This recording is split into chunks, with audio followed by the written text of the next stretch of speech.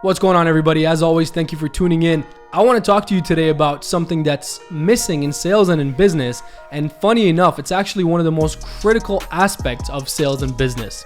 And you might have guessed it already from the title of the video. I want to talk to you about follow-up. I want to talk to you about why it's important. I want to talk to you about how to follow up. And I want to give you 3 pointers. I want to give you 3 things that you can implement into your sales career and into your business as of today to make a meaningful difference. If you actually implement and apply these 3 things, chances are you could probably double your sales in the next few months to come. So I'm just telling you, I've seen it done. I've done it myself. They're very simple tips, but at the same time, it might not be something that you're doing currently. And even if you are, if you tighten this up and you actually pay attention to what I'm talking about here and implement it into your business, into your sales career, I guarantee you, you can get amazing results. So all that said, let's get into it. So first things first, I just want to make sure we're on the same page here, and I want you to understand why follow-up is so important and so critical in sales and in business. The reason is most deals are not closed on the first encounter. Now, yes, we always try to close the deal. We always want to help people with our product or service and help solve their problem.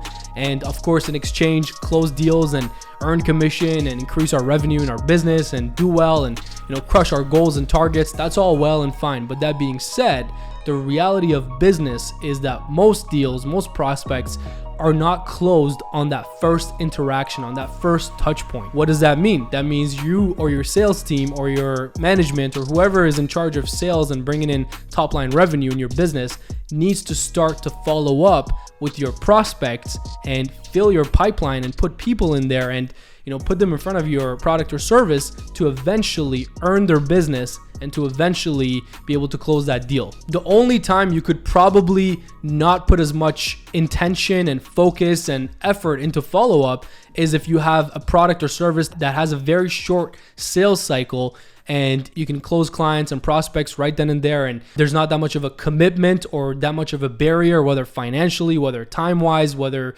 when it comes to the fulfillment, whatever it might be. So in that case, sure, you might be closing most of your deals on the first interaction. And even then, I would tell you, you're leaving money on the table and you're not establishing the professionalism and you're missing the prospects that you could have closed on the second touch point, on the third touch point, on the 7th touch point, on the 15th touch point, whatever it might be, right? So you're still leaving money on the table and you're still not establishing yourself as a professional, credible authority figure in that space who's always there to earn their business, who's always there when they have follow-up questions, who's always there and committed to their product and their service, who's sold on themselves, sold on the product and service, sold on the company, and sold on the fact that this prospect, the person you're talking to, can actually buy from you and should actually buy from you. So now that we're hopefully on the same page, let me give you 3 practical tips that you can implement into your sales career and your business today to actually start to follow up and increase your sales targets, increase your revenues,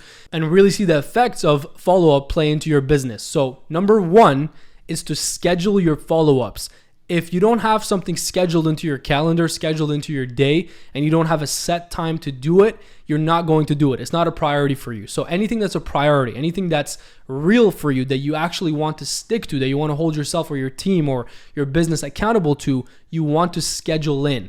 So you want to have your follow-ups morning, afternoon, scheduled into your calendar and have an actual structure that you follow. So let's move on. Number 2 is having a follow-up plan. So you want to have a follow-up plan. You want to know what you're going to say and what you're going to do on the second follow-up, on the 3rd touch point, on the 4th touch point, on the 5th touch point. And when I say touch point, I mean a text, an email, a call, in-person visit, a handwritten letter, a note, whatever it might be. There's a lot of different ways of follow-up, a lot of follow-up strategies and high-level follow-up strategies in sales and business that have produced tens of millions of dollars in revenue are in my Sales Training University platform. You can check it out there. There's a lot of information on that and we can go deep, and it's a topic that would take hours and hours to cover, but I just want to give you the cliff notes here and really sum it up for you. You want to have a plan. If you're having to follow up with prospects the 2nd time, the 3rd time, the 5th time, you don't want to sound like a broken record. And ideally, you want to actually add some value to what they're doing. You want to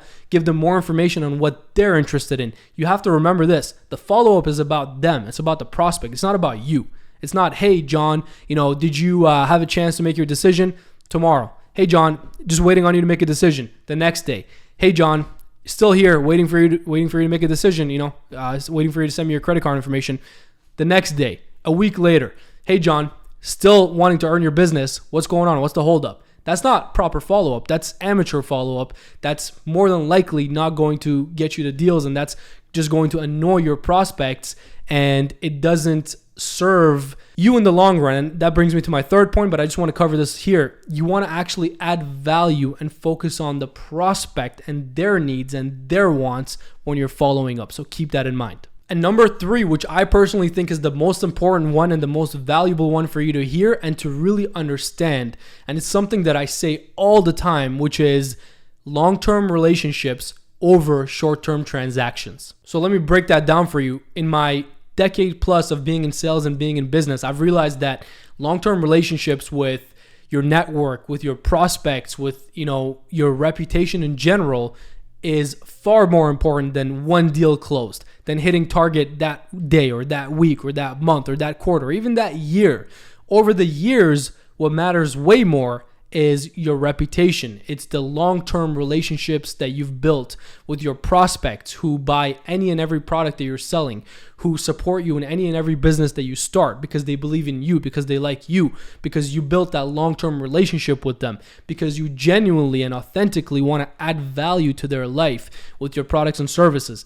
That is going to take you a lot further in life and in business than a short-term transaction would. And sure, you can, persist till the bitter end and push and either burn the bridges completely or get that deal closed or get that deal done and, have this rah mindset. That's all good if you plan on being in sales for a week, if you plan on being in sales for a month, maybe at most a year. But beyond that, I guarantee you're going to burn yourself out, and I guarantee you're going to burn your leads and the people that are in front of you, your prospects, and you're not going to develop the relationships that would come back to you 6 months from now, come back to you 3 years from now, and support you in your other businesses and in your other ventures, and just the long-term relationships with your network that you could build, people that genuinely like you, want to support you. That's way more valuable than $1 today. So I just want you to understand that third point because it's by far the most important one. When it comes to follow-up, just remember, long-term relationships over short-term transactions. So there you have it. Those are 3 practical tips around follow-up that you can implement into your sales career, into your business today, and start to get results. And I guarantee you, again, if these were actually implemented properly, if they were, acted upon and you executed on them consistently until you saw the results, you could get incredible results. You could really change your relationship with your prospects. And again, over the long run, over the next year, 3 years, 5 years, 7 years, 20 years, yes, 20 years. I know it's hard nowadays to think that long, and that far ahead. But in the next 20 years or so, the results of this would be immense in your business and in your life. So as always, I hope you got a ton of value out of that. Make sure to smash that like button. If you have questions or comments on follow-up, on any of these steps or on any other things that you're doing with your follow-ups that you want me to either look at or answer any questions on, make sure to comment below. I'll check those out, and also subscribe to the channel, of course. And more important than anything, share this channel or these videos with more people that are in sales, that are in business, because if you're getting value from it, chances are somebody else will too. So there's content coming your way every Monday, Wednesday, and Friday. Let's make sure to spread the message. And on that note, thanks as always for your time. I appreciate it, and I'll see you in the next video.